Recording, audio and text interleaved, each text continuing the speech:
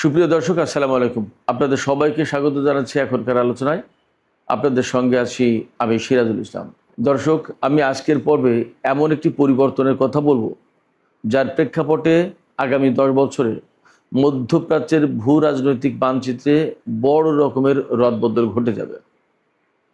Saudi আরবের সাথে আমেরিকার সম্পর্ক প্রচণ্ডভাবে দূরত্ব সৃষ্টি হচ্ছে। সৌদি আরব এখন আর কোনো মতেই আমেরিকাকে আগের মতো নিরাপত্তার গ্যারান্টার হিসেবে মনে করছে না। এর বিপরীতে ইরানের সঙ্গে সৌদি আরবের সম্পর্ক ক্রমেই ঘনিষ্ঠ হচ্ছে। এর ভেতরে রয়েছে চীন এবং রাশিয়ার মতো বড় শক্তির অবস্থান। এই যে মধ্যপ্রাচ্য, বিশেষ করে সৌদি আরবের ভেতরে পরিবর্তন, এই পরিবর্তনের ধারায় আসলে মধ্যপ্রাচ্যে কি পরিবর্তন ঘটতে যাচ্ছে, সৌদি আরব কেন আমেরিকাকে এখন আর নিরাপত্তার গ্যারান্টার হিসেবে মনে করছে না, যদি তাই না করে তাহলে আসলে তারা কোথায় যেতে চাচ্ছে, কি করছে বা কি করবে, তাদের মূল পরিকল্পনাটা কি, মধ্যপ্রাচ্যের ভূ রাজনীতিতে সৌদি আরবের এই অবস্থানের কারণে কি পরিবর্তন আসবে, এই বিষয়টা নিয়ে একেবারে আমি ইন ডিটেলস আলোচনা করার চেষ্টা করব। আমি আশা করি আপনারা শেষ পর্যন্ত সঙ্গে থাকবেন। আর ভিডিও ভালো লাগলে বরাবরের মতোই বলি, লাইক কমেন্ট শেয়ার করবেন এবং চ্যানেলটি সাবস্ক্রাইব করে টক উইথ সিরাজের সাথেই থাকবেন। দর্শক, চলুন বিস্তারিত আলোচনা করি। সৌদি আরব এখন আর আমেরিকাকে আগের মতো নিরাপত্তার গ্যারান্টার মনে করছে না। অর্থাৎ আমেরিকা যে সৌদি আরবের নিরাপত্তা নিশ্চিত করবে, এই গ্যারান্টি সৌদি আরব এখন আর পাচ্ছে না। এর প্রধান কারণ কি? কেন এই কথা ভাবছে সৌদি আরব? তার প্রধান কারণ দুইটা। সেই দুইটা কারণ হচ্ছে ইরান যুদ্ধ, আর আরেকটা বড় কারণ হচ্ছে ইয়েমেনের সাথে সৌদি আরবের যে যুদ্ধ হয়েছে সেই যুদ্ধ। এই দুই যুদ্ধ সৌদি আরবের চোখ খুলে দিয়েছে। কিভাবে চোখ খুলে গেল? চোখ খুলে গেল এইভাবে, ইয়েমেনের সাথে যুদ্ধের সময় আমি আগেও বলেছি, সৌদি আরব কিন্তু একেবারে বীর বিক্রমে ঝাঁপিয়ে পড়ল ইয়েমেনের উপরে। ইয়েমেন হতদরিদ্র একটা দেশ, তাদের কিন্তু ওই রকমের সুসংগঠিত অবস্থা ছিল না। আব্দুর রাব্বু মানসুর হাদি যখন সৌদি আরবে পালিয়ে গেল, তারপর থেকে কিন্তু ইয়েমেনে মারাত্মক রকমের রাজনৈতিক অস্থিতিশীলতা চলছিল। সেখানে বিভিন্ন উপজাতি হুতিদের সাথে আবার সেখানকার সৌদিপন্থী, আরব আমিরাতপন্থী, নানা রকমের পন্থী আছে, তাদের নানা রকমের ঝুট ঝামেলা, টানা পড়েন, সংকট, অনেক কিছু ছিল।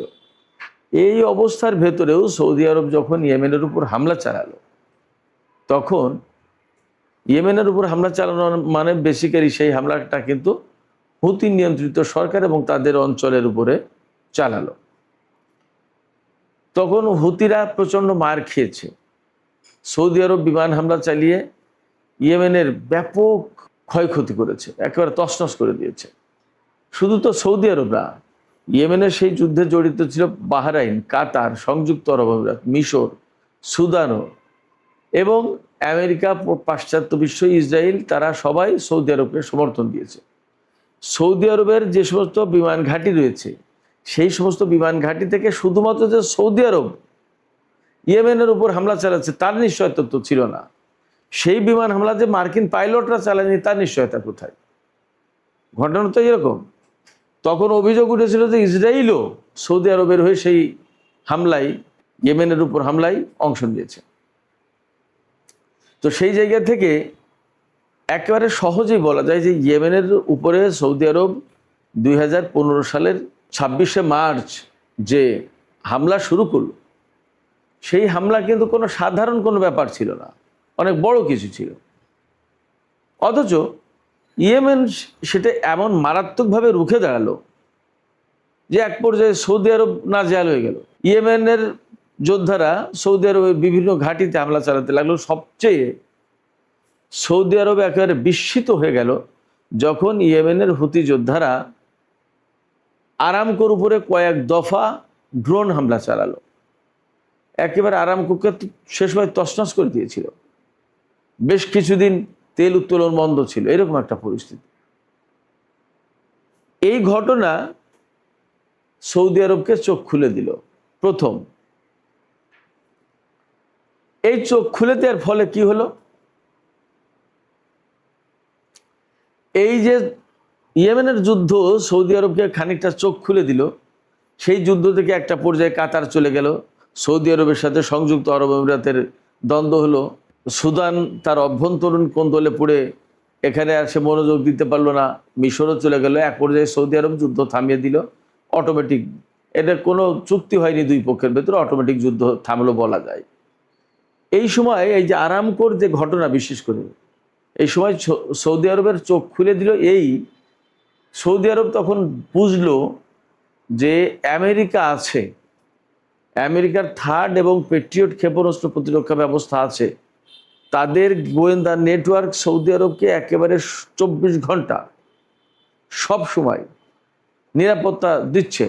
এরপরও কি করে এই ইয়েমেনের লুঙ্গি পরা হুতিরা আরামকোর উপরে, পৃথিবীর লাইফ লাইন যেটা সবচেয়ে বড় তেল স্থাপনা যেটা, সেই আরামকোর উপর হামলা চালালো এবং সেখানে আমেরিকার ইনভেস্টমেন্ট আছে, আমেরিকা ঠেকাতে পারল না। ব্যাপারটা কি, এই যে মোহাম্মদ বিন সালমান, তিনি তো একজন যুবক তরুণ মানুষ, অনেক বেশি বয়স তোরা, তার মাথায় তো বুদ্ধি আছে, অনেকগুলো চিন্তা ভাবনা করে।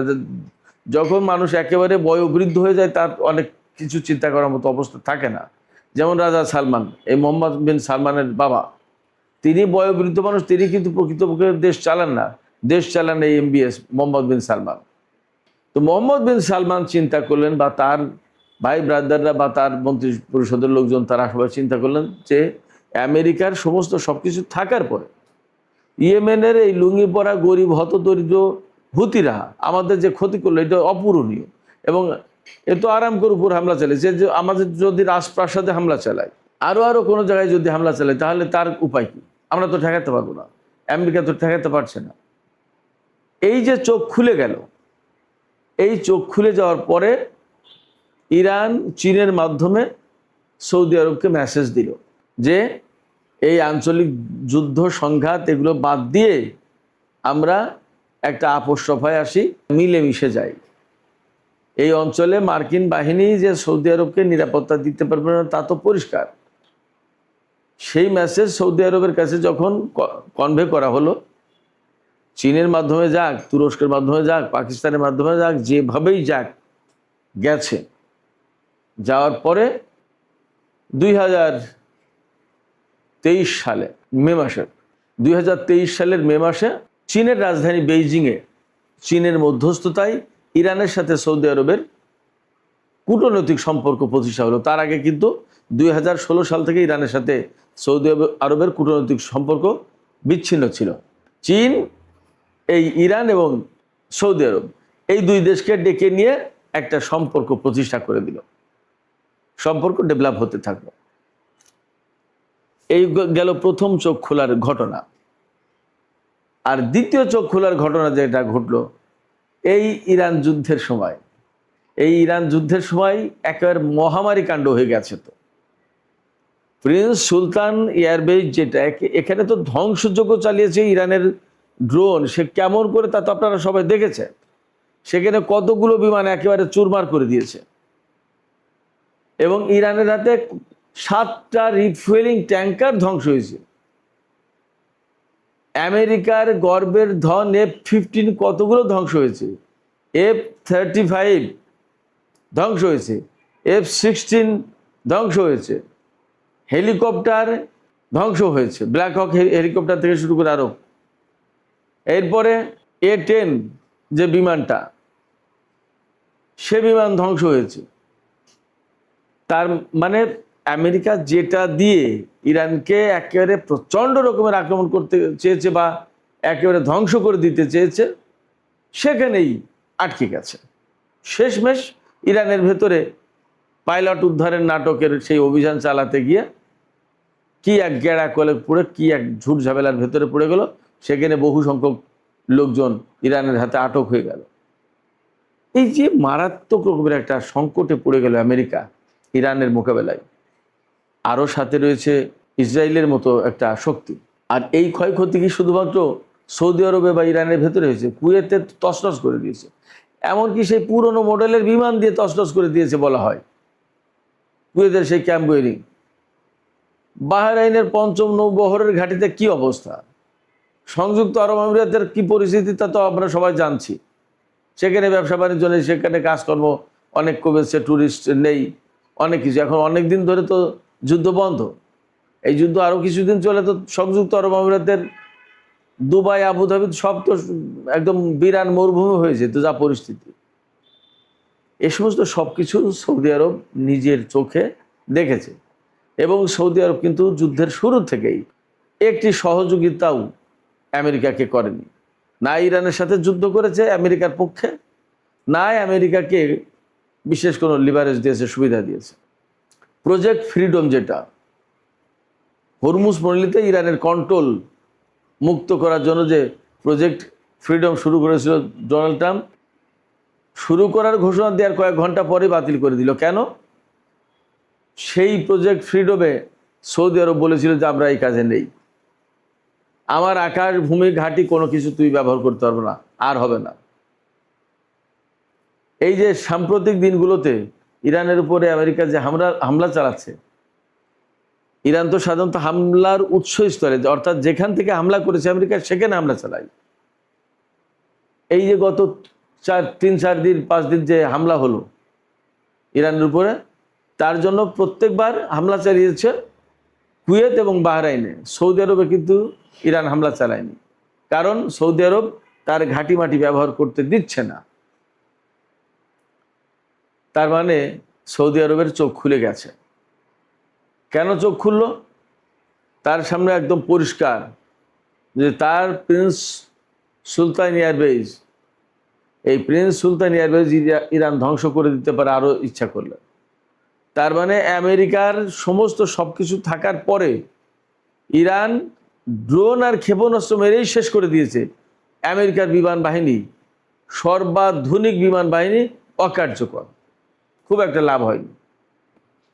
বরং কি হয়েছে, আমেরিকা মধ্যপ্রাচ্যের এই সমস্ত দেশের থেকে ইরানের বিরুদ্ধে যুদ্ধ করার কারণে এই সব দেশ ক্ষতিগ্রস্ত হয়েছে। তাদের সহায় সম্পত্তি, বিমানবন্দর, ঘাঁটি মাটি, বিভিন্ন স্থাপনা এই সমস্ত হামলা শিকার হয়েছে। তাতে প্রত্যেকটা দেশ, সেই দেশের মানুষ, সেই দেশের সরকার ক্ষতির মুখে পড়েছে। তাদের সম্পদ নষ্ট হয়েছে, তাদের ঘরবাড়ি নষ্ট হয়েছে, ব্যবসা কেন্দ্র নষ্ট হয়েছে, সরকারি প্রতিষ্ঠান নষ্ট হয়েছে, ঘাঁটি নষ্ট হয়েছে, সামরিক বেসামরিক বিভিন্ন স্থাপনা ধ্বংস হয়েছে, মারাত্মক রকমের আর্থিক ক্ষতির মুখে পড়েছে, কয়েকজন নাগরিকও নিহত হয়েছে। তাদের এইসব দেশে, অর্থাৎ মধ্যপ্রাচ্যের মুসলিম দেশগুলোতে যে বিভিন্ন দেশের জনশক্তি, অর্থাৎ বিভিন্ন দেশের লোকজন কাজ করে, তারাও তো ক্ষতিগ্রস্ত হয়েছে। তার মানে সামগ্রিকভাবে বিশ্ব ক্ষতিগ্রস্ত হয়েছে। এই সব দেশ নিজেরা তো হয়েছেই। তো সেক্ষেত্রে আমেরিকাকে জায়গা দিলে, আমেরিকাকে থাকার সুবিধা দিলে, আমেরিকার ঘাঁটি রাখলে বিপদ। এবং 2 দিন অন্তর অন্তর ইরানের সাথে যুদ্ধ লাগবেই। অতএব সৌদি আরবের চোখ খুলে গেছে যে আমাদের আর আমেরিকার নিরাপত্তার ছাতার নিচে আর আমাদের দরকার নেই। আমাদের দরকার হচ্ছে ইরানের সাথে মিলেমিশে থাকা। ইরানের সাথে যদি একেবারে ঘনিষ্ঠ বন্ধুত্বও না করা হয়, তাহলে ইরানের সাথে দ্বন্দ্ব না করলেই তো হলো। এই নীতি সৌদি আরব নিয়েছে এবং সৌদি আরবের চোখ খুলে গেছে। এখন এই নীতি যদি নেয় তাহলে কি হবে? এই নীতি যদি গ্রহণ করে সৌদি আরব, তাহলে যা হবে তা হচ্ছে আমেরিকাকে মূলত সৌদি আরবের ঘাঁটি মাটি ছেড়ে চলে যেতে হবে। সৌদি আরব ইরানের সাথে সম্পর্ক স্বাভাবিকভাবেই ঘনিষ্ঠ করবে। তার মানে ইরান এবং সৌদি আরবের ভেতরে একটা ভালো সুসম্পর্ক তৈরি হবে। যদি তাই হয় তাহলে 2 দেশের ভেতরে লেনদেন, বাণিজ্য এ সমস্তও চলবে। যদি সৌদি আরব ইরানের সাথে সম্পর্ক করে, তাহলে আলটিমেটলি সৌদি আরব থেকে আমেরিকাকে হয়তো চলে যেতে হবে। তখন সৌদি আরব আমেরিকার কাছ থেকে কতটুকু অস্ত্র কিনবে সেটা একটা ব্যাপার। আমেরিকা কিন্তু অলরেডি ঘোষণা দিয়েছে যে আমরা সৌদি আরবকে যে অগ্রাধিকার দিতাম ক্ষেপণাস্ত্র প্রতিরক্ষা ব্যবস্থার ক্ষেত্রে, এখন আর সেটা দেব না। হয়তো সৌদি আরব বলবে আমাদের লাগবেও না, কারণ আমরা ওইটার চেয়েও ভালো কিছু পাবো। কারণ এই যুদ্ধে তো দেখিয়েছে ইরান যে আমেরিকা থার্ড এবং পেট্রিয়ট সিস্টেম থাকার পরেও ইরান ধমাধম হামলা চালিয়েছে। তো ওই থার্ড আর পেট্রিয়ট দিয়ে কী হবে? ইরানের ক্ষেপণাস্ত্র, ইরানের ড্রোন থেকে তো বাঁচতে পারবে না সৌদি আরব। তার চেয়ে ইরানের কাছ থেকে যদি একটা কেনা হয় তাহলে তো হয়তো সেটাই ভালো হবে, অথবা রাশিয়া এবং চীনের কাছ থেকে কিনে নেবে, শেষ। সবচেয়ে বড় কথা যেটা, সৌদি আরব এইভাবেই ভাবছে এবং মধ্যপ্রাচ্যের ডিপ্লোমেসিটা এইভাবেই আবর্তিত হচ্ছে। চীন এখানে মধ্যস্থতা করছে, রাশিয়ার অবস্থান আছে, তারা সবাই বোঝাচ্ছে যে আমেরিকা চলে গেলে তোমরা আঞ্চলিক দেশগুলো সবাই মিলেমিশে থাকবে, তোমাদের কারোর সাথে কারো দ্বন্দ্ব নেই। প্রয়োজনে রাশিয়া এবং চীন গ্যারান্টার হিসেবে, মধ্যস্থতাকারী হিসেবে ইরান এবং সৌদি আরবের ভেতরে একটা চুক্তি করিয়ে দেবে, নন অ্যাগ্রেশন চুক্তি, ব্যাস, শেষ। তাইলে তো আর কোনো ঝামেলা নেই। তো এইরকম জায়গা থেকে আমেরিকার হয়তো সেনা প্রত্যাহার করে নিতে হবে, আমেরিকা হয়তো সৌদি আরবকে অস্ত্র দিতে চাইবে না, আবার হয়তো আমেরিকা দিতে চাইলেও সৌদি আরব কিনবে কিনা সেটা একটা প্রশ্ন, আবার কিনলেও হয়তো কিনবে, কিন্তু তার মানে এই না যে আমেরিকার নিরাপত্তা ব্যবস্থার উপরে তারা নির্ভর করবে। সৌদি আরবের বলয়ে যে সমস্ত মুসলিম দেশ আছে তারা এখন ইরানের সাথে স্বাভাবিকভাবে সম্পর্ক ভালো করবে, যদি না করে তাহলে সৌদি আরবের সাথে ওই সমস্ত দেশের একটা সম্পর্কে ফাটল দেখা দিতে পারে, তাহলে তখন আবার মধ্যপ্রাচ্যের নতুন চিত্র আসবে। তাহলে তারা ইসরায়েল আমেরিকা ওই ব্লকে চলে যাবে। তার মানে মধ্যপ্রাচ্যের আজকের যে অবস্থা, এই অবস্থা থাকবে না। আলটিমেটলি আগামী 10 বছরের ভিতরে মধ্যপ্রাচ্য নতুন একটা চেহারা ধারণ করবে। এই যে নতুন মধ্যপ্রাচ্য, সেই মধ্যপ্রাচ্যে আমেরিকা কোনো মতেই একক প্রভাব বিস্তারকারী দেশ হিসেবে থাকতে পারবে না। যদি তাই না হয় তাহলে চীন এবং রাশিয়ার উপস্থিতি, প্রভাব, প্রতিপত্তি সমস্ত সব কিছু বেড়ে যাবে। ইরানের উপর হামলা করে যা করতে চেয়েছিল ঠিক তার বিপরীত অবস্থায় চলে যাবে। সেক্ষেত্রে এই ইরান যুদ্ধ ইতিহাসের বাঁক পরিবর্তন করে দিতে, মধ্যপ্রাচ্যের ইতিহাস বদলে দিতে, মধ্যপ্রাচ্যের ভূ রাজনৈতিক অবস্থা বদলে দিতে বিরাট একটা ভূমিকা পালন করতে যাচ্ছে, একথা মোটামুটি যথেষ্ট জোরালোভাবে বলা যায়। যখন মধ্যপ্রাচ্যের ভূ রাজনীতি বদলে যাচ্ছে বা যাবে, তখন কিন্তু আন্তর্জাতিক অঙ্গনে তার একটা বড় রকমের প্রভাব পড়বে, বড় রকমের একটা পরিবর্তন আসবে। কারণ আমেরিকার যখন মধ্যপ্রাচ্যে একক প্রভাব থাকবে না, তখন আলটিমেটলি চীন রাশিয়ার মতো দেশ আসবে, আবার আরও অনেক দেশ আসবে, ইরানের যে সমস্ত বন্ধু রাষ্ট্র আছে তারা আসবে। এমনকি আমেরিকার কোনো নিষেধাজ্ঞা হয়তো আর কার্যকর থাকবেও না। পশ্চিমা দেশগুলোর অবস্থান কি হবে? এই যে এই যুদ্ধে, ইরান যুদ্ধে কিন্তু পশ্চিমা দেশগুলো কেউ আমেরিকাকে সরাসরি সাপোর্ট দেয়নি। যদি সরাসরি সাপোর্ট না দেয় তাহলে তাদের সাথে আমেরিকার অবশ্যই একটা ফাটল সৃষ্টি হয়েছে। হয়তো ডোনাল্ড ট্রাম্পের সরকার পরিবর্তন হলে এই পরিস্থিতির পরিবর্তন হতে পারে, কিন্তু মার্কিন নীতি খুব যে পরিবর্তন হয়ে যায় তা কিন্তু না। আবার মধ্যপ্রাচ্যে পরিবর্তন যখন হয়ে যাবে, তখন ইউরোপের সাথে আমেরিকার সম্পর্ক যদি নতুন করে ঘনিষ্ঠ হয়ও, তাহলে মধ্যপ্রাচ্যের রাজনীতি তো পরিবর্তন হচ্ছে না। তখন মধ্যপ্রাচ্যের দেশগুলো, বিশেষ করে ইরান, কাতার, এই সমস্ত দেশ, সৌদি আরব, এই সমস্ত দেশের সাথে পাশ্চাত্যের পশ্চিমা দেশগুলোর সম্পর্ক নতুন করে রূপ লাভ করবে, পুনর্মূল্যায়ন হবে। কারোর সাথে এরা সম্পর্ক করবে, কারোর সাথে করবে না। পশ্চিমা দেশের কিছু দেশ এগিয়ে আসবে, কিছু আসবে না হয়তো, বা অনেকেই আসবে। সব কিছু মিলে এই যে সৌদি আরবের সাথে আমেরিকার একটা টানাপোড়েন, সৌদি আরব চাইছে তার মাটি থেকে মার্কিন সেনারা চলে যাক বা মার্কিন প্রভাব কমে যাক। আমেরিকার সাথে আগের মতো আর সেই নিরাপত্তা ছাতার অধীনে থাকতে চাইছে না সৌদি আরব। এই চাওয়া, এই যে দৃষ্টিভঙ্গিগুলো, এই যে প্রত্যাশা, এই যে পরিকল্পনা, এগুলোর কারণে আসলে বিশ্বে একটা বড় পরিবর্তন ঘটতে যাচ্ছে। আর সৌদি আরবের এই চাওয়া, এই দৃষ্টিভঙ্গি, এই প্রত্যাশা, এগুলো নতুন করে গড়ে দেওয়ার ক্ষেত্রে ইরান এবং ইয়েমেন যুদ্ধ বিরাট ভূমিকা পালন করেছে। সৌদি এবং ইরান এবং সৌদির প্রভাবাধীন যে সমস্ত দেশ আছে, এরা যদি খুব ঘনিষ্ঠ সম্পর্কে জড়িয়ে যায়, সম্পর্ক ঘনিষ্ঠ হয়, তাহলে কিন্তু মধ্যপ্রাচ্যে আর একটা বিষয় বলতেই হবে, সেখানে বড় পরিবর্তন আসবে। সেটা হচ্ছে ইসরায়েল। ডেফিনেটলি ইসরায়েল একটা চ্যালেঞ্জের মুখে পড়বেই পড়বে, এবং সেই চ্যালেঞ্জ ছোটোখাটো কোনো চ্যালেঞ্জ না। সেই চ্যালেঞ্জ হবে ইসরায়েলের অস্তিত্বের চ্যালেঞ্জ। আসলে আগামী 10 বছরের ভেতরে কি এমনটা ঘটবে? এই প্রশ্ন রেখেই সুপ্রিয় দর্শক, আমি আজকের আলোচনা শেষ করি।